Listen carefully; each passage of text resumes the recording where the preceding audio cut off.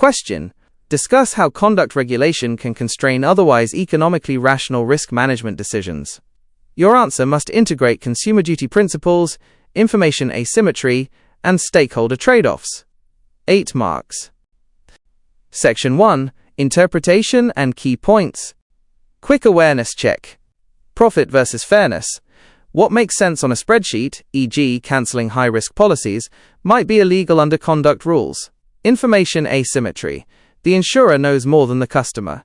Conduct regulation exists to stop the insurer from gaming this advantage. Consumer duty. This is a proactive obligation to deliver fair value and good outcomes, not just to avoid breaking rules. The reputation tax. Aggressive risk management can lead to regulatory fines that exceed any money saved. Section 3. Logic breakdown. 1. The economic rationality gap. An insurer might decide that the most rational move is to raise prices 400% for elderly customers to force them off the books, risk deselection.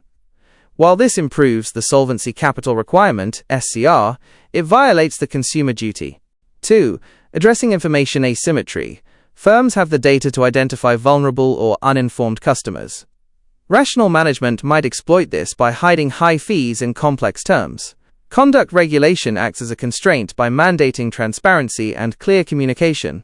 3. Consumer duty framework. You must explain that firms are now legally required to avoid foreseeable harm. This means that economically rational strategies like automating claims rejections to save costs are now high-risk activities because they fail the fair value test. 4. Stakeholder trade-offs. The actuary must balance the shareholder who wants profit against the customer who wants a payout. If the firm prioritizes the shareholder too heavily, the regulator as a stakeholder will intervene. This constraint effectively forces the firm to accept lower short-term margins to ensure long-term social license to operate. Section 4. High distinction model answer. Conduct regulation acts as a fundamental constraint on risk management by shifting the objective function from capital optimization to customer outcomes.